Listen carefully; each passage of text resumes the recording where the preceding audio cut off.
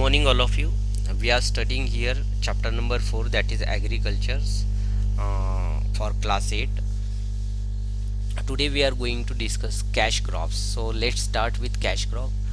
Here we are going to discuss the cotton as a cash crop. Cotton को हम यहाँ पे cash crop बोलते हैं. क्यों बोलते हैं? क्योंकि कॉटन जो होता है उसका कमर्शियल यूज़ होता है. मतलब जैसे इससे फैब्रिक वगैरह बनता है. जो भी हमारे देश में या पूरे दुनिया में जो टेक्सटाइल इंडस्ट्री आज चल रही है, तो वो इसी क्रॉप के भरोसे चल रही है. इसको यहाँ पे as an raw material use किया जाता है. आपको पता ही है, जो फैब्रिक बनते हैं, जो कपड़े बनते हैं, वो कॉटन के ही होते हैं. सो और ये नॉन फूड क्रॉप में आता है. इसको खाने के लिए यूज़ नहीं किया जाता है, और सिर्फ पैसे कमाने के लिए इस क्रॉप को क्या किया जाता है, ग्रो किया जाता है. इसीलिए इसको कैश क्रॉप बोलते हैं. ये बात इतनी याद रखिए आप. So let's start.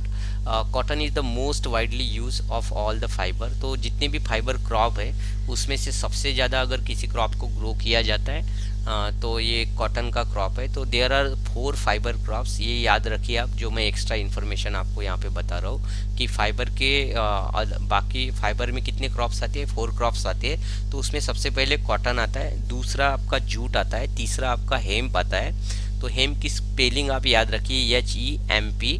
और चौथा जो होता है वो नेचुरल सिल्क आता है. तो इनमें से जो फर्स्ट 3 है, कॉटन, जूट और हेम्प, तो इसको सॉइल में क्या किया जाता है, ग्रो किया जाता है. और जो सिल्क होता है आपका, आपको पता ही है कि उसको सॉइल में ग्रो नहीं किया जाता है. एक्चुअली जो ककून्स होते हैं, तो ककून्स को फीड करने के लिए मलबरी प्लांट को ग्रो किया जाता है, और मलबरी प्लांट के ऊपर में ककून्स को क्या किया जाता है, ग्रो किया जाता है. और उसके बाद में उनसे जो एक्चुअली सिल्क होता है, वो सिल्क को क्या किया जाता है, ऑब्टेन किया जाता है. मतलब सिल्क वर्म जो होते हैं उनको फीड किया जाता है वो मलबरी प्लांट पे, और आफ्टर जो ककून की स्टेज में चले जाते हैं तब आपको वो सिल्क उनसे मिलता है. तो ये एक्स्ट्रा इन्फॉर्मेशन थी जो आपको याद रखना है.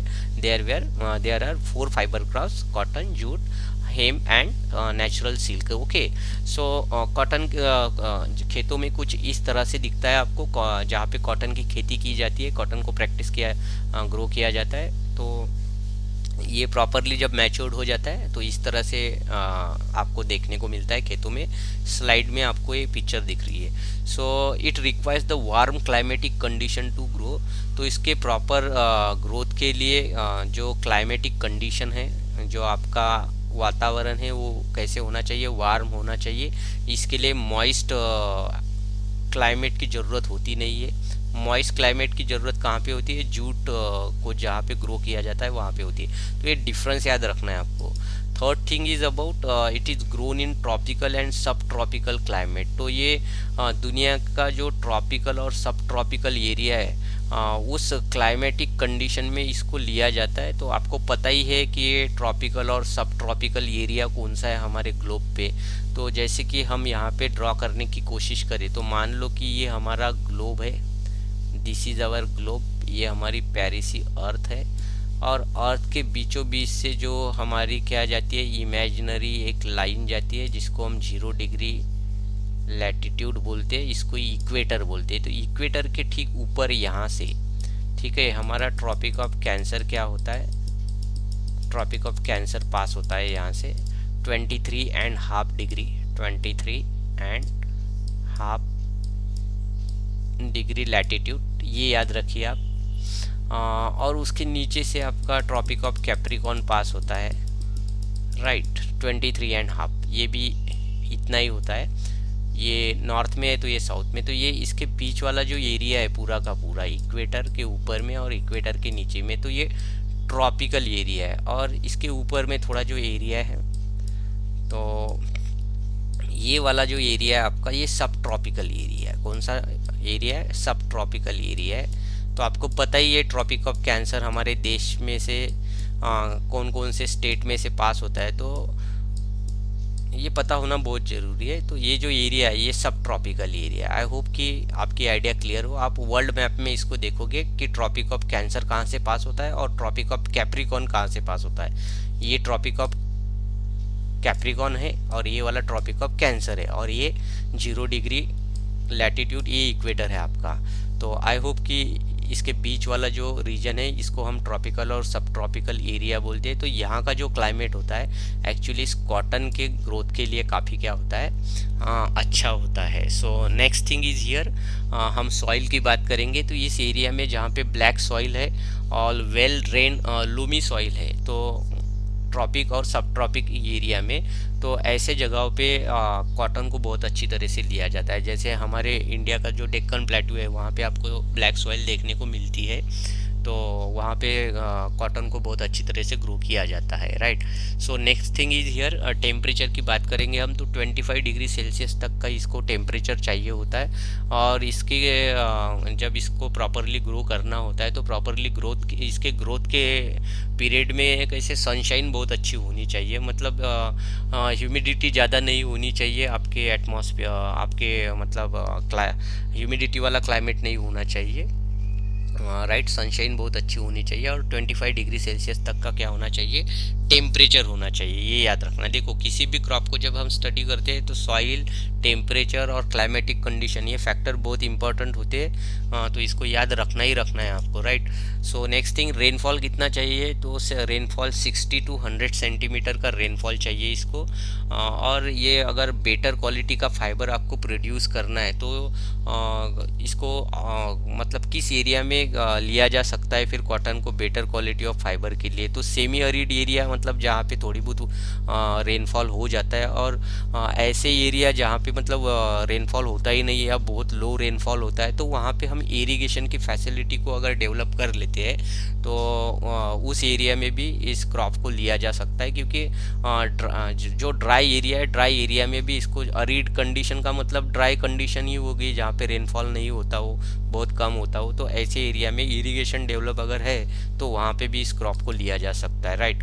सो जैसे कि पिक्चर में देख रहे हो आप, तो ये वाला आपका कॉटन का पिक्चर है और यहाँ पे देखो टेक्सटाइल इंडस्ट्री में कॉटन से आप यहाँ पे क्या बना रहे हो, कॉटन यार्न को अगर प्रॉड्यूस किया जा रहा है, बाद में इस यार्न को कहाँ पे यूज़ किया जाएगा, फैब्रिक बनाने के लिए यूज़ किया जाएगा। सो हमारी इंडिया में एक्चुअली जो मेजर स्टेट्स है मतलब कॉटन को प्रोड्यूस करने वाले, तो कौन कौन से, इसमें महाराष्ट्र, गुजरात, मध्य प्रदेश, कर्नाटका, आंध्र प्रदेश, तमिलनाडु, पंजाब, हरियाणा और यूपी है। तो ये मैप में पूछा जाता है, मैप वर्क करना है आपको, मैं पहले से ही होमवर्क दे रहा हूँ आप लोगों को। ये कॉटन के जो स्टेट्स है हमारी इंडिया में उसको मैप में शो करना है, और दुनिया के जो मतलब बाकी जो कंट्रीज़ है उसमें लीडिंग प्रोड्यूसर कौन कौन से है, तो इसमें सबसे पहले चाइना का नंबर आता है, उसके बाद में यूएसए, उसके बाद में इंडिया का नंबर आता है। ये बात आपको याद रखनी है यहाँ पे कि इंडिया का नंबर, अगर 2014 के रिकॉर्ड की बात करो आप, तो 2014 में ये रिकॉर्ड किया गया था कि चाइना के बाद में अगर सबसे बड़ा कोई प्रोड्यूसर है तो वो इंडिया है। भले ही आपके टेक्स्ट बुक में यहाँ पे चाइना के बाद में यूएसए दिया हो, लेकिन 2014 के जो गवर्नमेंट ऑफ इंडिया के जो आंकड़े हैं तो उस रिकॉर्ड से पता चलता है कि India was on the second position, okay, after China. तो ये भी बात यहाँ पे याद रखना है। उसके बाद में पाकिस्तान का भी नंबर लगता है, उज़्बेकिस्तान का नंबर लगता है, Turkey, Brazil and Australia, right. So ये सब याद रखिए आप, ये सब लीडिंग प्रोड्यूसर्स कंट्री है वर्ल्ड में। सो और कुछ बातें हैं जो कि कॉटन को इनको दिखाना भी पड़ेगा, हमें मैप में शो करने की ज़रूरत है यहाँ पे। तो देखो ये इंडिया का मैप है और ये वर्ल्ड का मैप है। तो इंडिया के मैप में सबसे पहले हम देखेंगे यहाँ पे कि इंडिया के मैप में देखो आपका जो गुजरात है, ये वाला गुजरात है, तो गुजरात में इसको सबसे ज़्यादा लिया जाता है, दिस इज़ गुजरात। उसके बाद में महाराष्ट्र, ये देखो कलर से ही पता चलता है। सेकेंड नंबर पे महाराष्ट्र है, थर्ड नंबर पे तेलंगाना, फोर्थ नंबर पे आपका आंध्र प्रदेश, फिफ्थ नंबर पे आपका मध्य प्रदेश है। क्योंकि देखो ये जो महाराष्ट्र है, मध्य प्रदेश है, गुजरात है, तो इस एरिया में आपको ब्लैक सॉइल बहुत अच्छी मिल जाती है, तेलंगाना के भी कुछ पार्ट में देखने को मिलती है। उसके बाद में कर्नाटका का नंबर आता है और उसके बाद में हरियाणा, राजस्थान और पंजाब। तो देखो यहाँ पे राजस्थान तो अरिड एरिया है, semi arid area, arid area है, अरिड एरिया है, तो यहाँ पे कैसे कॉटन को लिया जाता है। तो अब भी हमने देखा था कि यहाँ पे इरिगेशन की फैसिलिटी बहुत अच्छी डेवलप है, क्योंकि यहाँ पे पंजाब हरियाणा साइड में जो रिवर्स है तो उन रिवर्स के रिवर्स को रिजर्वायर में कन्वर्ट कर दिया गया है। तो यहाँ बड़े बड़े डैम्स है और उन डैम्स से कैनाल्स के थ्रू राजस्थान के बहुत सारे एरिया को फ़ायदा हुआ है, तो वहाँ पे इसीलिए इस क्रॉप को क्या किया जाता है, ग्रो किया जाता है, ये याद रखिए। तो आई होप कि इस मैप को आप क्या करोगे, अच्छी तरह से प्रैक्टिस करोगे और मुझे सेंड करोगे। सो नेक्स्ट थिंग, अगर वर्ल्ड की, पूरे वर्ल्ड की बात करते हो आप, तो वर्ल्ड में देखिए इसको कहाँ कहाँ पे लिया जाता है। तो ये पेरू है, दिस इज़ द पेरू, ये पेरू कंट्री है। कहाँ पे है, साउथ अमेरिका कॉन्टिनेंट में है। इसके बाद में यहाँ पे ब्राज़ील में भी इसको लिया जाता है। इसके बाद में देखिए ये बकीना है, ये साउथ अफ्रीकन कंट्री है। यहाँ पे इजिप्ट है, ग्रीस है, टर्की या तुर्की बोल सकते हो, सीरिया, पाकिस्तान, उज्बेकिस्तान, ये याद रखिए उज्बेकिस्तान कहाँ पे कहाँ पे है, तो चाइना में भी लिया जाता है, इंडिया में, और यूनाइटेड स्टेट ऑफ अमेरिका में यहाँ पे बहुत बड़ा कॉटन का बेल्ट है। ऑस्ट्रेलिया में भी लिया जाता है, और बाकी ये कंट्रीज दिख रही है आपको, मेडागास्कर वगैरह, राइट। तो यहाँ पे भी इसको लिया जाता है। अफ्रीका कॉन्टिनेंट में बहुत सारे कंट्रीज़ में इसको ग्रो किया जाता है, तो ये भी बात आपको याद रखना है। तो इसको आप अच्छी तरह से पॉलिटिकल मैप से वो कंट्री की लोकेशन पता कीजिए, नेम्स पता कीजिए, और इस मैप को वहाँ पे आप प्रैक्टिस कीजिए, राइट। सो नेक्स्ट बात करेंगे हम यहाँ पे कि इसमें अलग अलग वेराइटीज़ की बात करेंगे कॉटन की। तो इसमें सबसे पहली जो वेराइटी आती है तो वो है लॉन्ग स्टेपल कॉटन। ओके, तो ये जो थ्रेड होते, मतलब इसकी थ्रेड की जो लेंथ होती है, तो उसके आधार पे इसको अलग अलग 3 कैटेगरीज में क्लासिफाई किया गया है। तो 35 mm and grows based in semi arid area. तो सेमी अरिड एरिया में ग्रो होने वाला जो कॉटन होता है, तो इसकी लेंथ जनरली कितनी होती है, 35 mm की होती है। तो इसमें इजिप्ट काफ़ी आगे है, Egypt is the major producer. उसके बाद में सूडान, ये भी अफ्रीकन कंट्री है। पेरू, ये साउथ अमेरिकन कंट्री है, और यूएसए ये नॉर्थ अमेरिकन कंट्री है, राइट। सो ये याद रखिए आप। तो यहाँ पे सेमी अरिड एरिया में होने वाला जो प्रोड्यूस होने वाला जो कॉटन है, तो उसकी फाइबर लेंथ कितनी होती है, 35 mm की होती है। ये एग्जाम में पूछा जाता है। सेकेंड, मीडियम स्टेपल कॉटन कौन सा होता है, तो इसको पूरे दुनिया में बहुत लार्ज सेक्टर पे क्या किया जाता है, प्रोड्यूस किया जाता है। तो इसके सबसे ज़्यादा जो बड़े प्रोड्यूसर है वो यूएसए है और रशिया है। तो इसकी जो लेंथ होती है, फाइबर लेंथ 22 to 32 mm की होती है, ये याद रखना है आपको। तो उसके बाद में देखिए जो शॉर्ट स्टेपल कॉटन होता है, तो इसको कहाँ पे ग्रो किया जाता है, it is mostly grown in Asia में ग्रो किया जाता है, और ख़ास करके एशिया में, इंडिया में इसको ग्रो किया जाता है। तो इंडिया में ग्रो होने वाला जो कॉटन है, तो उसके जो फाइबर होते हैं वो बहुत ही शॉर्ट होते हैं, मतलब फाइबर की लेंथ शॉर्ट होती है, लेस दैन 22 mm की होती है, और इसीलिए मार्केट में, इंटरनेशनल मार्केट में इसकी बहुत ज़्यादा डिमांड तो नहीं है, फिर भी डिमांड है ही, क्योंकि ये कॉटन है। टेक्सटाइल इंडस्ट्री हमारे यहाँ पे भी बहुत ज़्यादा क्या है, डेवलप हुई है। सो इस वैराइटीज़ को याद रखिए आप यहाँ पे, लॉन्ग स्टेपल कॉटन, उसके बाद में मीडियम स्टेपल कॉटन, और उसके बाद में शॉर्ट स्टेपल कॉटन, तीनों को याद रखना है आपको। सो अभी दूसरे कैश क्रॉप की बात करेंगे हम, जूट। तो जूट कहाँ पे ग्रो किया जाता है, जूट कैसे होता है, तो ये पिक्चर में देख लीजिए आप। तो जूट कुछ जैसे पिक्चर 1 में आप देख रहे हो, तो जूट का क्रॉप कुछ इस तरह से होता है, और इसको जब हार्वेस्ट किया जाता है तो बहुत ही हार्ड वर्क का काम है और रिक्सी काम है ये। तो देखो कैसे जो फार्मर है वो पानी के अंदर में इसको डुबो के रखा है, और उसके बाद में उसके ऊपर में प्रोसेस चल रही है। तो इस तरह से इसको कुछ हार्वेस्ट किया जाता है, ये याद रखिए, काटने के बाद में। तो और इसके कुछ प्रोड्यूस है, जो प्रोडक्ट्स बनते हैं, तो जैसे बैग हो गई, या रोप्स हो गए, या फिर गोनीज वगैरह हो गई, या तो फिर मैट्स वगैरह। तो ये बहुत अच्छी अच्छी चीज़ें बनाने के लिए इसका यूज़ होता है जूट का। तो इस जूट को स्टडी करेंगे हम यहाँ पे। सो देखो, जूट में it is known as golden fibre, इसको गोल्डन फाइबर बोलते हैं हम, ये याद रखिए आप। Jute is the second most important plant fibre, जैसे मैंने बताया था, there are 4 plant fibres out of 3 are उनको सॉइल में ग्रो किया जाता है, इसको भी सॉइल में ग्रो किया जाता है। So it is use in marketing, making gunny, bags, जैसे मैंने अभी बताया, कारपेट्स, मैट्स, रोप्स, ये सब बनाने के लिए इसको यूज़ किया जाता है। और ये कहाँ पे ग्रो होता है कि जहाँ पे बहुत अच्छा हॉट और ट्रॉपिकल क्लाइमेट हो विथ प्लेंटी ऑफ मॉइस्चर। हवा में क्या होनी चाहिए, मॉइस्चर बहुत ज़्यादा होनी चाहिए एयर में, तो ऐसे एरिया में इसको ग्रो किया जाता है। सॉइल कैसी चाहिए, वेल ड्रेन अल्यूअल सॉइल चाहिए। तो अल्यूअल सॉइल जो होती है वो जनरली फ्लड प्लेन में आपको देखने को मिलती है, जहाँ पे रिवर्स को फ्लड आते रहते हैं ऐसे एरिया में। सो टेम्परेचर 20 से लेके 40 डिग्री सेल्सियस का चाहिए इसको, और ह्यूमिडिटी जो है एयर में वो 70 to 80% होनी ही चाहिए, तभी इस क्रॉप को लिया जा सकता है प्रॉपरली। रेनफॉल 60 to 100 सेंटीमीटर का भी रहा तो भी चलेगा। और ये जूट को जो ग्रो किया जाता है और प्रोसेस, इसकी जो प्रोसेस होती है मतलब हार्वेस्टिंग की, तो इसके लिए बहुत ज़्यादा लेबर की ज़रूरत होती है। जैसे आपने पहले ही पिक्चर में मैंने आपको शो किया था, उस टाइप के लेबर चाहिए होते हैं इसको, तो काफ़ी हार्ड वर्क होता है इसमें।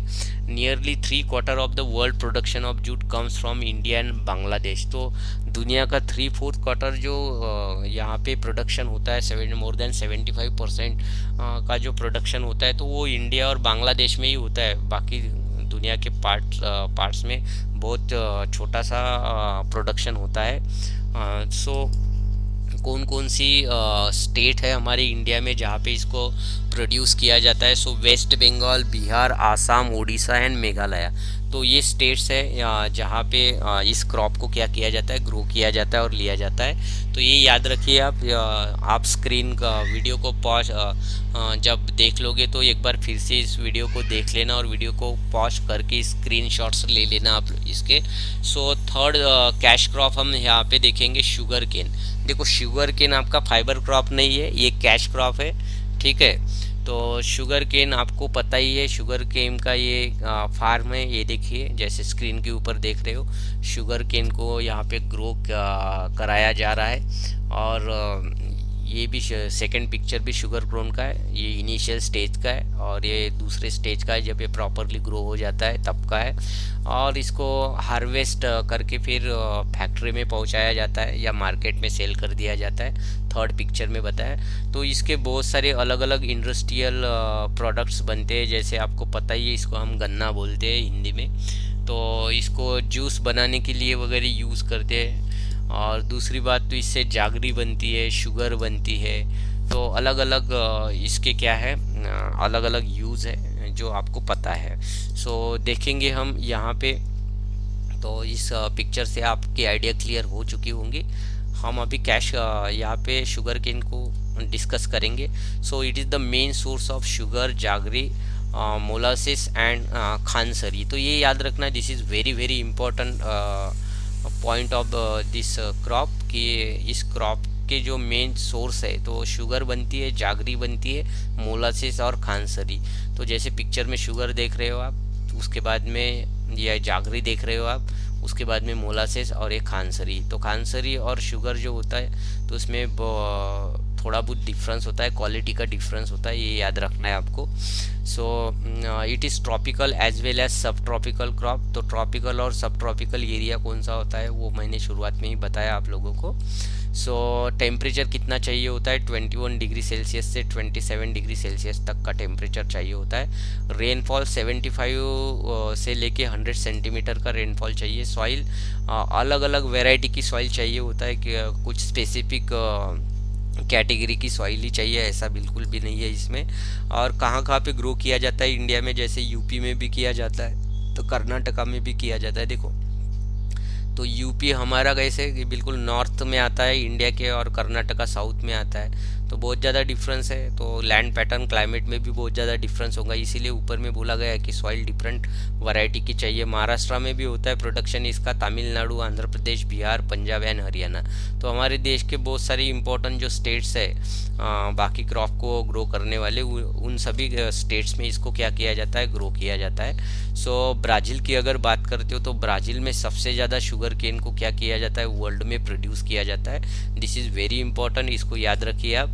उसके बाद में चाइना, मेक्सिको, फिलीपाइंस, अर्जेंटीना और यूएसए, तो ये बाकी लीडिंग प्रोड्यूसर है जहाँ पे शुगर केन को क्या किया जाता है, बहुत अच्छी तरह से ग्रो किया जाता है, कल्टीवेट किया जाता है। तो आई होप कि यहाँ तक आपका बिल्कुल क्लियर हो।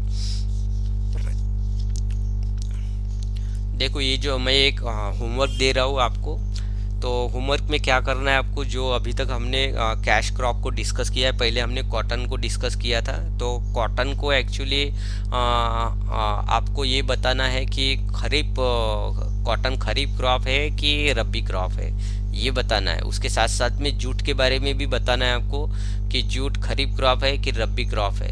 और ये जो अभी शुगर केन हम पढ़ रहे हैं तो उसके बारे में भी बताना है कि ये खरीफ क्रॉप है कि रब्बी क्रॉप है, क्योंकि इसके पहले मैंने खरीफ क्रॉप क्या होता है, रब्बी क्रॉप क्या होता है, ये आपको बताया है। तो कभी कभी ये क्वेश्चन पूछ लिया जाता है एग्जाम में आपको कि cotton is a kharif crop, तो फिर ट्रू और फॉल्स के लिए पूछा जाएगा ये क्वेश्चन आपको कि है कि नहीं है। तो शुगर केन के बारे में भी पूछ लिया जाएगा, या तो फिर जूट के बारे में भी पूछ लिया जाएगा।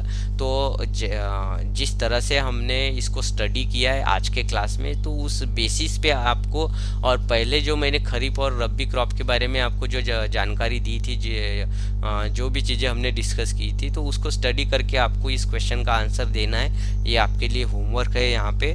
तो बाकी चीज़ें तो मैंने यहाँ पे कवर कर ली, बस इसको छोड़ा था, तो ये आपके होमवर्क के लिए मैंने यहाँ पे छोड़ा है, तो इसको आप कवर कर लीजिए। सो ये वर्ल्ड मैप है, जैसे कि मैं बहुत बार आपने ऑब्जर्व किया होगा कि मैं वर्ल्ड मैप पे बहुत ज़्यादा फोकस कर रहा हूँ यहाँ पे।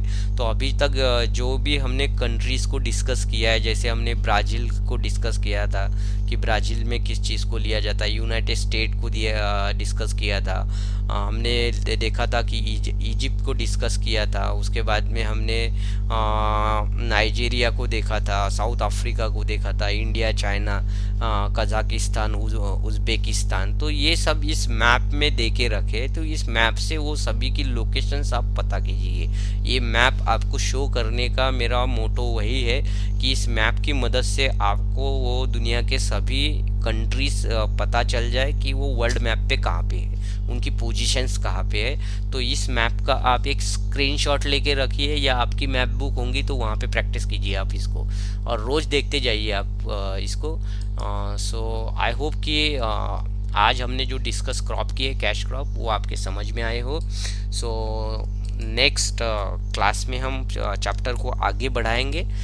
नेक्स्ट क्लास में हम क्या देखने वाले हैं, जो भी बाकी चैप्टर बचा होगा, जैसे हम नॉन फूड क्रॉप्स में रबर को डिस्कस करेंगे, रबर को डिस्कस करना बाकी है। उसके बाद में जो टेक्नोलॉजिकल और इंस्टीट्यूशनल रिफॉर्म्स इंडिया में देखने को मिले हैं, उसको भी हमको डिस्कस करना है। और बाद में हम इस चैप्टर को एंड करने जा रहे हैं। सो एग्रीकल्चर डेवलपमेंट बाकी है हमारा। उसके बाद में जो ब्यूरेज क्रॉप्स है, तो ब्यूरेज क्रॉप्स को भी पढ़ना है हमें, जैसे टी हो गया, कॉफ़ी हो गया, उसको डिस्कस करेंगे हम। और उसको डिस्कस करने के बाद में फिर कुछ फार्म इन जो इंडियन फार्म्स है, तो इंडियन फार्म्स को हम जो यूएसए के जो फार्म्स है उसके साथ में कंपेयर करेंगे। तो ये जो पॉइंट्स अभी बताए मैंने आपको, उस पॉइंट्स को आपको पढ़ के रखना है, रीड करके रखना है, और खुद के नोट्स बनाना है, ठीक है। So thanks for watching this video, see you in the next class.